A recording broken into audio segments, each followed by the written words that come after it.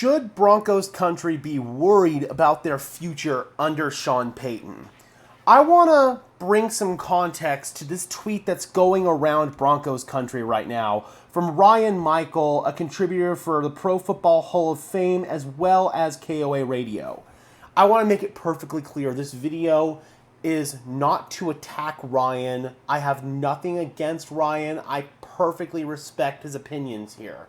But I do think there is some context that needs to be added to this tweet because there definitely is one side of this narrative you can look at, but you need to look at really what's behind these numbers. Again, nothing against Ryan at all here, but I do think that we need to bring some context to this tweet.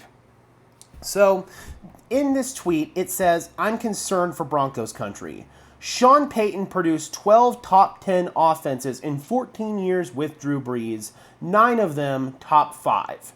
In 10 of his 12 without Drew Brees, his offenses have ranked 19th or worse, with 15 being his ceiling." So we all know that Sean Payton and Drew Brees put up some incredible offenses together in New Orleans. I don't think that we need to contextualize any of those years with Drew Brees. We all know that that was a collaborative relationship that worked brilliantly for, 14 years? So overall, man, that's not something we need to really spend much time on. But the seasons that I really want to spend time on are the 2019, 2020, 2021 season, so his last 3 seasons in New Orleans, and then his first 2 seasons in Denver. All the data from the 90s, I'm throwing out, and all the data from the early 2000s as well, because it was a completely different era of football, and the game was played so much differently back then that I just don't think that it's fair to compare stats from back then to now, because back then, you were running the football so much more. You ran a lot more heavy personnel. Nowadays, it's a lot more spreading the ball out. It's a lot more of the 5 wides. It's a lot more 11 personnel. Sean Payton still uses more heavy personnel than I feel like a lot of teams in the league do. But still, man, I don't think that it's fair to compare the early era of Sean Payton's coaching tenure when he was calling plays to now. I think that it's best to really look at it from about 2013 on. That's when the NFL started to have a big philosophical change in terms of going to more of a pass-heavy type of approach. But Sean Payton, to his credit, was one of the earliest coaches to kind of evolve his game into more of a pass-happy attack when he had a quarterback like Drew Brees. So you got to give him some credit there. First of all, let's talk about these 2019 and 2020 seasons in New Orleans, because they were the 3rd and 5th best offense in terms of points per game scored that year. However, they did not have Drew Brees as their quarterback for all of those games. In 2019, in Week 2, Drew Brees tore his UCL in his throwing thumb, and he ended up missing 5 games. Teddy Bridgewater actually started those 5 games and went 5-0. Sean Payton got high-end offensive production from the Saints with Teddy Bridgewater as his quarterback. Multiple games where Teddy Bridgewater threw 3-4 touchdown passes. 2020, they were 5th in points per game. Once again, not all of those games were with Drew Brees. In fact, 4 of those starts came with Taysom Hill at quarterback. One of them, Broncos country will remember as, that was the game without a quarterback for the Broncos. That's a game that we just want to bury and never think about again.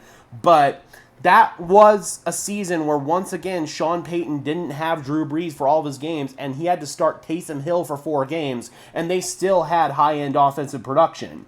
Sure, that game against Denver probably skewed the stats a little bit, but that is some context you have to provide to the situation. Now let's move into 2021. That's the first year after Drew Brees retired.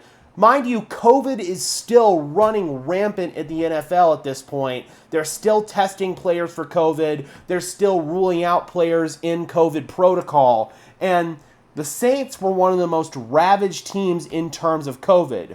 One game, they had to start basically their entire practice squad because almost all of their starters were out with COVID. They started off, I believe it was the first 6 games of the year or something like that, with Jameis Winston as their quarterback, and they had efficient offensive production with Jameis under the helm. But what happens? He gets horse-collared tackled against the Tampa Bay Buccaneers by Devin White. He tears his ACL, and then Sean Payton is left in a quarterback rut once again. He had to trot out Trevor Siemian, our old friend Trevor Siemian, Taysom Hill once again, and even Ian Book for that one game I mentioned where they basically started their entire practice squad. They had to trot out basically all of these quarterbacks. Sean Payton had no offensive continuity, and yeah, they were 19th in points per game, but that team still was one game out from making the playoffs. Sean Payton had a competitive team and a halfway competent offense with Trevor Siemian, Taysom Hill, and Ian Book as his quarterbacks.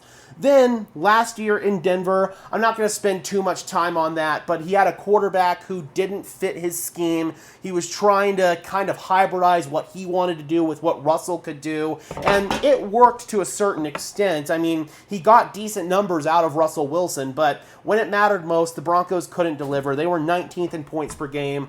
A lot of that is skewed from some of their struggles that they had in a couple of games that they just couldn't generate anything offensively.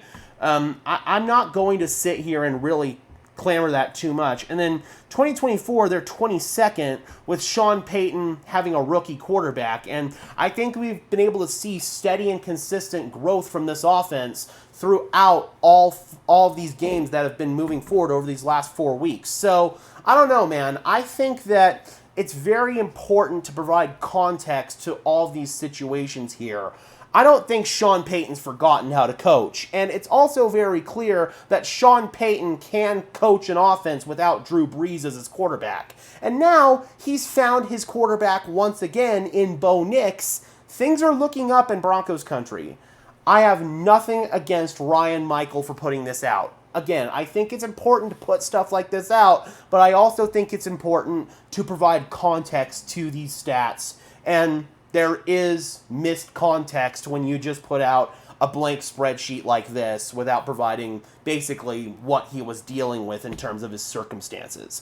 All right, Broncos country, be sure to leave a like on this video as well as subscribe and ring the bell. And let me know in the comment section below, guys, do you think that Sean Payton is a Drew Brees merchant, or do you think that he's proven enough in his time without Drew Brees, including those games in New Orleans where he was starting backup quarterbacks, to show that he is the guy who could be the future here in Denver for the next 10 years or however long he wants to coach? Drop those comments down below, guys. I would love to hear your thoughts, as always. Be sure to leave a like on this video as well as subscribe and ring the bell so these videos appear in your notification feed.